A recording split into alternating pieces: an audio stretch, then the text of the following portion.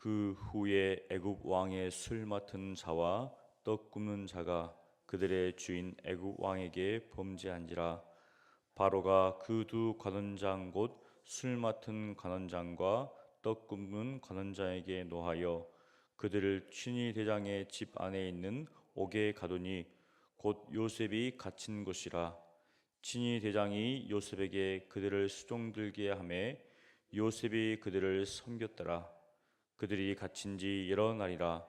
옥에 갇힌 애굽 왕의 술 맡은 자와 떡 굽는 자 두 사람이 하룻밤에 꿈을 꾸니 각기 그 내용이 다르더라.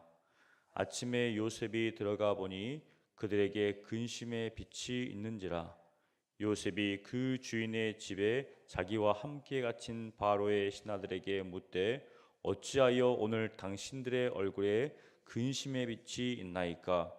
그들이 그에게 이르되 우리가 꿈을 꾸었으나 이를 해석할 자가 없도다. 요셉이 그들에게 이르되 해석은 하나님께 있지 아니하니이까? 청하건대 내게 이르소서.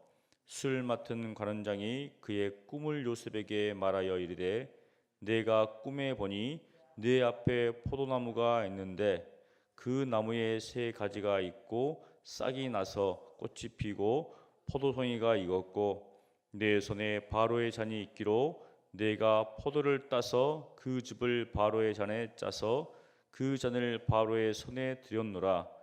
요셉이 그에게 이르되 그 해석이 이러하니 세 가지는 사흘이라. 지금부터 사흘 안에 바로가 당신의 머리를 들고 당신의 전직을 회복시키시니 당신이 그 전에 술 맡은 자가 되었을 때 하던 것 같이 바로의 잔을 그의 손에 드리게 되리이다. 당신이 잘 되시거든 나를 생각하고 내게 은혜를 베풀어서 네 사정을 바로에게 아뢰어 이 집에서 나를 건져 주소서. 나는 히브리 땅에서 끌려온 자요 여기서도 옥에 갇힐 일은 행하지 아니하였나이다. 떡 굽는 관원장이 그 해석이 좋은 것을 보고 요셉에게 이르되 나도 꿈에 보니 흰떡 세 광주리가 내 머리에 있고 맨 윗 광주리에 바로를 위하여 만든 각종 구운 음식이 있는데 새들이 내 머리에 광주리에서 그것을 먹더라. 요셉이 대답하여 이르되 그 해석은 이러하니 새 광주리는 사흘이라. 지금부터 사흘 안에 바로가 당신의 머리를 들고 당신을 나무에 달리니 새들이 당신의 고기를 뜯어 먹으리이다 하더니 제3일은 바로의 생일이라. 바로가 그의 모든 신하를 위하여 잔치를 베풀 때 술 맡은 관원장과 떡 굽는 관원장에게 그의 신하들 중에 머리를 들게 하니라. 바로의 술 맡은 관원장은 전직을 회복하며 그가 잔을 바로의 손에 받들어 되었고 떡 굽는 관원장은 매달리니 요셉이 그들에게 해석함과 같이 되었으나 술 맡은 관원장이 요셉을 기억하지 못하고 그를 잊었더라. 아멘. 창세기 40장에는 두 명의 사람이 꿈을 꾼 내용이 나옵니다. 첫째 절에서 그 후에 이렇게 시작되는데요. 바로 요셉이 억울한 누명을 쓰고 옥살이 하는 그런 장면, 지난 후에 이런 일이 발생했다고 합니다. 요셉은 어떻게 보면 이제 노예였지만 하나님이 함께 하심으로 형통케 되어서 주위에 있는 사람들에게 은혜를 입습니다. 하나님 말씀대로 살려다가 도리어 이제 누명을 쓰고 사실은 주인의 아내를 희롱했다. 동침하기 위해서 들어갔다가 자기 옷을 이제 뺏기고 도망쳤는데 누명을 쓴 거죠. 그런데 이 내용만 보면 요셉은 죽어야 합니다. 이 19절 3장 39장 19절에 주인이 심히 노했다. 그러면은 죽어야 되는데 주인이 요셉을 왕의 죄수를 가두는 곳에 두었다고 했습니다. 왕의 죄수를 가두는 곳. 특별한 곳이죠. 일종의 정치 사범들이 수용되는 곳입니다. 여러분들이 아시겠지만 정치인들이 뭐 하다가 잡혀 들어가면은 정치인들 모이는 곳이 있잖아요. 그런 것처럼 특별한 곳에서 이제 수감 생활을 합니다. 아무리 봐도 죽어야 되는데 그 자리에서 아주 그냥 매를 맞고 정말 죽을 수밖에 없는 상황인데 갇혔어요. 이렇게. 아마 주인도 알지 않았을까. 하지만 그 상황에서 노예 편을 줄 수가 없잖아요.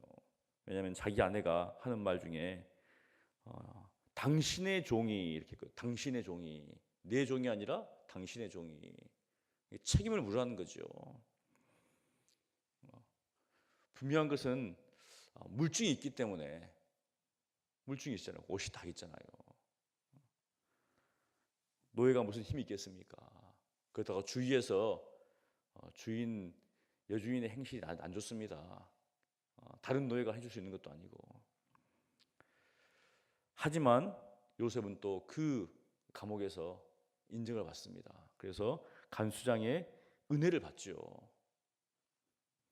그런 와중에 이제 두 명의 사람이 들어오는데 어떤 사람인가? 술 맡은 자와 떡 굽는 자입니다. 왕의 술 맡은 자와 떡 굽는 자. 먹고 마시는 것이죠. 먹고 마시는 것을 주관하는 사람이 나옵니다. 그런데 39장에 보면 요셉이 이런 말을 하죠. 이 주인이 다른 모든 것들을 맡겼지만 안 맡긴 게 있어요. 먹고 마시는 것은 자기가 관할을 했습니다. 이게 굉장히 중요한 거거든요. 그런데 왕의 먹고 마시는 것을 관할하는 사람은 굉장히 중요한 겁니다. 특별히 이제 굉장히 높은 위치에 있는 사람들이죠. 그래서 2절에 보면 두 관원장이라고 합니다. 요즘으로 치면 이제 술 맡은 사람은 뭐 대통령의 비서실장 되는 그런 사람들이고 또 떡 굽는 사람은 그 당시는 신을 막 숭배했죠, 우상을. 그래서 그런 떡들을 만드는 제례의식에 참여하는 그런 관장이었죠. 굉장히 이제 중요한 위치에 있는 사람들입니다. 무슨 죄를 지었는지 모르겠지만 바로의 왕의 애굽 왕의 죄를 지어서 들어왔습니다. 그런데 그 친위 대장이 바로 이 두 사람이 있는 곳에 요셉을 들여보냈습니다. 이 사람들을 좀 섬기라고 돌보라고. 알았죠. 요셉이 얼마나 성실한 사람인지 신실한 사람인지. 그랬으니까 보냈습니다. 그리고 또 이 두 사람 중에 어떤 사람이 복직이 되면 당연히 정치적으로 자기에게 유리하겠죠. 그래서 잘 대해줬습니다. 이 정치인들은 어떻게 될지 모르잖아요. 그래서 요셉이 이제 그들을 돌봅니다. 그런데 하루는 꿈을 꾸었는데 두 사람이 다 동시에 꿈을 꾸었습니다. 서로 이야기했다는 말이 아니지만 각기 그 내용이 다르다는 겁니다. 이제 아침에 일어나니까 서로 꿈을 꾸었으니 이야기했을 거 아니에요. 이제 그래서 아침에 요셉이 탁 들어갔는데 그들의 얼굴빛이 다릅니다. 그래서 7절에 당신들의 얼굴에 근심의 빛이 있습니다. 근심 이렇게 했는데 이제 원래 원어에는 라 해가지고 악한 이런 말이거든요. 악한. 그러니까 얼굴빛이 안 좋다는 거예요. 이제 안 좋아서 이제 물어보는 겁니다. 상당히 요셉은 적극적이에요. 그냥 수동적으로 살아가는 게 아니라 자신도 억울한 누명을 쓰고 옥살이 하는데도 불구하고 그런 상황 속에서 자신이 섬기는 사람들을 향하여서 또 물어봅니다. 8절에 그들이 그에게 이르되 요셉에게 이야기합니다. 우리가 꿈을 꾸었으나 이를 해석할 자가 없도다. 요즘 뭐 꿈을 해몽하면은 이렇게 무당 이렇게 하잖아요. 그 당시에는 꿈을 꾸는 것을 해석하는 전문 사람들이 있었습니다. 만일 자신이 계속 그런 관원이었다면 아마 물어봤을 겁니다. 그런데 감옥에서는 그렇게 물어볼 사람들이 없다는 거예요. 그래서 해석할 사람이 없다. 여기에 이제 또 꿈을 모티브로 한 이제 그런 것들이 연관이 되어서 나옵니다. 요셉도 꿈을 꿨죠. 2번이나 연속 꿈을 꿨습니다. 그리고 바로 두 관원장이 또 꿈을 꾸었고, 뒤에 보면 이제 바로가 또 꿈을 꾸죠. 하나님께서 이 꿈을 사용해서 하나님의 일들을 보여주신다는 것이죠. 그래서 성경에 보면 특별히 꿈을 2번씩 꾸면 하나님께로부터 온 것이다 이렇게 봅니다. 그런데 오늘은 한 번밖에 꾸지 않았지만 같은 날 같은 시에 다른 사람이지만 거의 비슷한 내용들의 꿈을 꿉니다. 그래서 이제 요셉이 바로 그 자리에서 얘기합니다. 해석은 하나님께 있지 않습니까? 사람이 꿈을 해석하는 것이 아니라 하나님께서 하신다는 거예요. 그러면서 자신에게 일하는 겁니다. 그러자 이제 술 맡은 관원장이 아마 긴가민가 했겠죠. 그래서 먼저 술 맡은 관원장이 꿈 이야기를 합니다. 9절부터 이제 15절까지 나옵니다. 바로 포도나무에 관련된 꿈이죠. 3가지가 있었고 싹이 나서 꽃이 피고 포도송이가 익었고 쭉 이야기하는데 그냥 그 포도나무에서 어떻게 포도나무가 열리고 그것을 어떻게 자신이 가지고 즙을 짜서 바로에게 줬는지를 그냥 쭉 보여줍니다. 이게 그 짧은 시간에 쫙 이렇게 일어났겠죠. 우리가 뭐 영화를 찍으면은 쫙 빨리 돌리는 것처럼 딱 그 이야기를 듣고 요셉이 바로 이야기합니다. 이 해석이 이러합니다. 3가지는 사흘입니다. 그리고 사흘 안에 당신의 머리를 들고 바로가 당신의 원래 하던 그 지금처럼 그것을 회복시켜 줄 겁니다. 그렇게 이야기합니다. 그러면서 14절에 이렇게 이야기하죠. 당신이 잘 되시거든. 요셉도 머리가 잘 돌아갔습니다. 자신의 누명을 좀 벗겨줄 사람이 누구인가? 술 맡은 관장은 그 일을 할 만한 사람이거든요. 왕의 최측근에 있기 때문에 왕이 한마디로 풀어주라 하면 풀어주는 것이죠. 바로 이야기합니다. 나를 생각하고 이제 이 말은 나를 기억하시고, 성경에 보면 모세가 아니고 이제 아브라함이 자기 조카 롯을 위해서 하나님께 계속 이렇게 이야기를 합니다. 소돔과 고모라를 멸할 때 의인 10명까지 줄였죠. 무엇입니까? 롯을 구하기 위해서. 뒤에 보면 이제 하나님께서 아브라함을 생각해서 아브라함을 기억하고, 누구를 기억했냐면 롯을 기억한 게 아니라 아브라함을 기억해서 롯을 살려줍니다. 그런 것처럼 잘 되시면 좀 나를 기억해 주십시오. 그리고 내게 은혜를 베풀어서, 사실은 요셉이 꿈을 해석해 줬잖아요. 그러니까 어떻게 보면은 이제 은혜를 받은 겁니다. 또 술관장도 내 사정을 바로에게 아뢰어 이 집에서 나를 건져 주십시오. 나는 히브리 땅에서 끌려온 자고 이 땅 이 집에서도 죄를 지은 적이 없습니다. 그러면서 이야기를 했습니다. 근데 술 맡은 관장이 뭐 그렇게 하겠다 안 하겠다 뭐 그런 말은 또 안 나와요. 그냥 뒤에 보면 꿈을 해석해주고 그 꿈에 대해서 반응하는 것들이 안 나옵니다. 그런데 떡 굽는 관장이 그 말을 듣고는 이제 바로 이제 이야기합니다. 자신의 꿈도 이야기하는 것이죠. 비슷한 꿈입니다. 이제 흰떡 새 강주리의 꿈이죠. 그런데 그 해석은 다릅니다. 19절 보니까 요셉이 지금부터 사흘 안에 바로가 당신의 머리를 들고 당신을 나무에 달리니 새들이 당신의 고기를 뜯어 먹으리이다. 굉장히 두려운 해석이죠. 이 말을 들었으면 아마 떡 굽는 관원장이 막 화를 내면서 아마 요셉을 뭐 어떻게 할 건데 뭐 그런 내용은 안 나와요. 그냥 술 맡은 관원장이나 떡 굽는 관원장이나 거기에 대해서 어떻게 반응했다는 내용은 안 나옵니다. 바로 어떤 내용이 나오냐면 20절부터 20절에 3일이 지난 후에 나옵니다. 3일은 바울의 생일이라. 바울의 생일날 얼마나 축제의 날입니까? 그래서 바로가 잔치를 다 베푼 후에 바로 이 술 맡은 관원장과 떡 굽는 관원장에게 이제 두 사람을 놓고 누구를 복직시킬 것인가, 누구를 처형할 것인가 묻지요. 결국은 술 맡은 관원장이 복직이 됩니다. 그리고 떡 굽는 관원장은 바로 매달렸죠. 요셉이 그 꿈을 해석하는 것처럼. 그런데 23절에 이 술 맡은 관원장이 요셉을 기억하지 못하고, 똑같은 말인데, 오늘은 똑같은 말인데 앞에는 생각하지 못하고 생각해달라 하고 번역할 때 우리가 볼 때는 알겠는데 다른 말로 생각하잖아요. 나를 생각하시고 생각은 무엇입니까?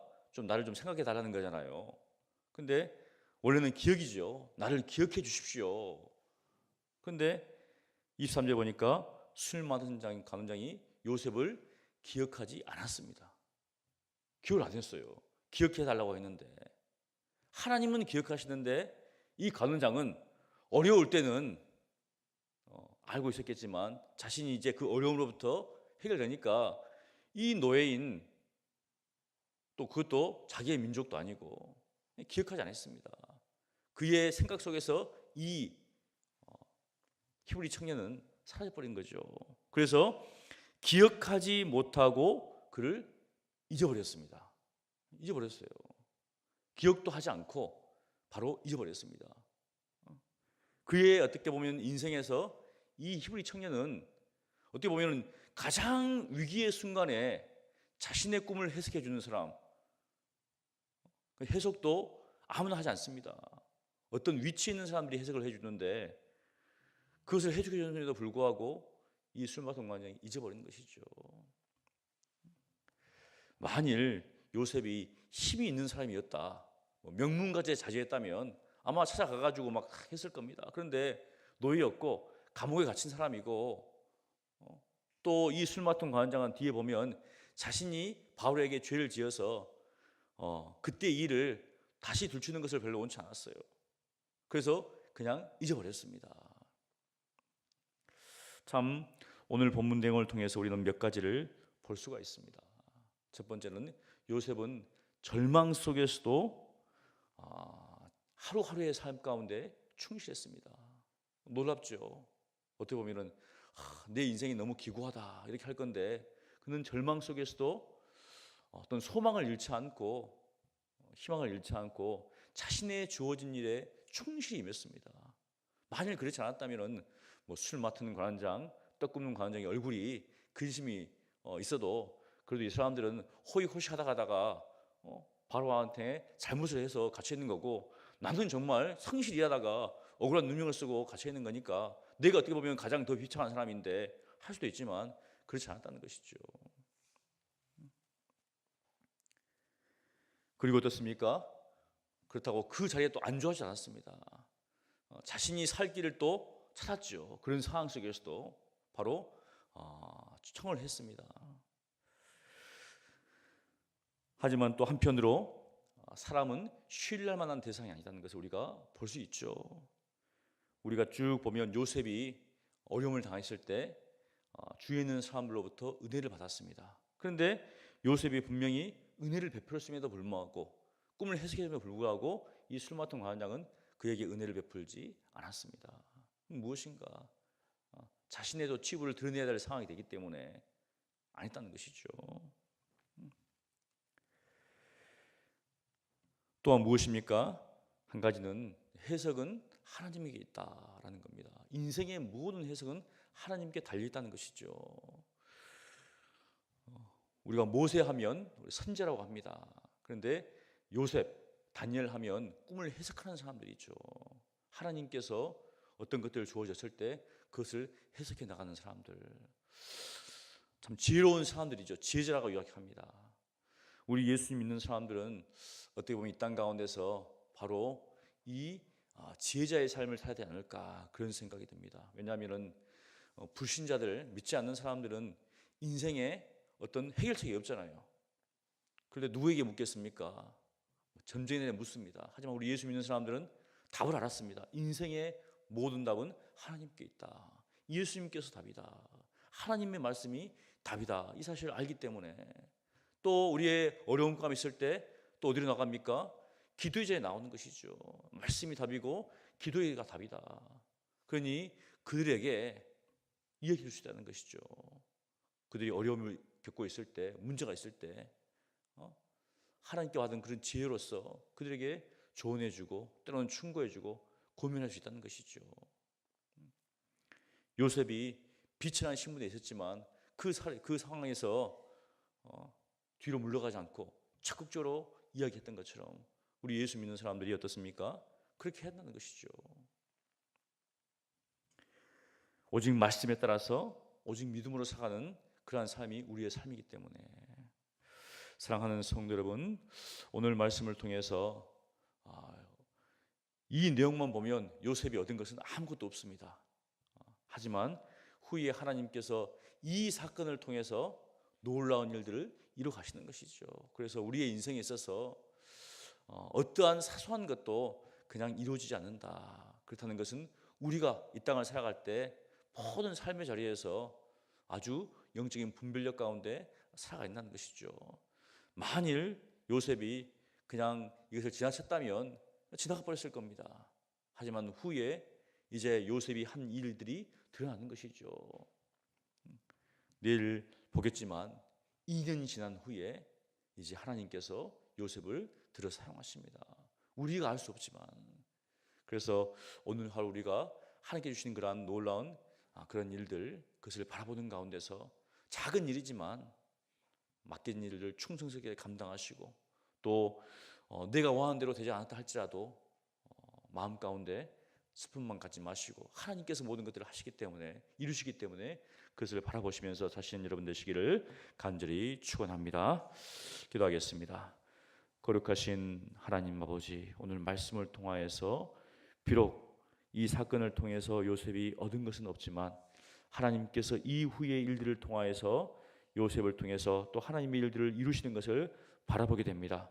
하나님, 오늘 하루도 맡겨진 일들을 최선하게 다해서 감당할 수 있도록 도와주시옵시고, 그것이 바로 즉시 정말 이루어지지 않는다 할지라도 그것으로 말미암아서 어떤 일들이 어느 것을 없다 할지라도 그 모든 것들을 통하여서 하나님께서 일하신다는 사실을 기억하며 믿음의 삶을 살아갈 수 있도록 도와주시옵시고, 또 주위에 있는 사람들에게 하나님의 지혜를 알리는 저희들이 될 수 있도록 은혜를 베풀어 주시옵소서. 또 오늘은 주일입니다. 우리 모든 믿음의 형제 자매들이 하나님 앞에 나와서 예배할 때 영과 진리로 예배하게 도와주시옵시고, 그 예배 가운데 임하시는 하나님의 그 영광을 우리가 바라볼 수 있도록 주여 역사하여 주시옵소서. 슬픔을 당한 우리 권사님 가정이 있습니다. 하나님께서 위로하여 주시옵시고 정말 그 슬픔을 통하여서 하나님을 찾게 하시며 또 하늘의 위로로 주여 체험받는 귀한 은혜의 시간 될 수 있도록 아버지께서 역사하여 주시옵소서. 예수님 이름으로 기도합니다. 아멘.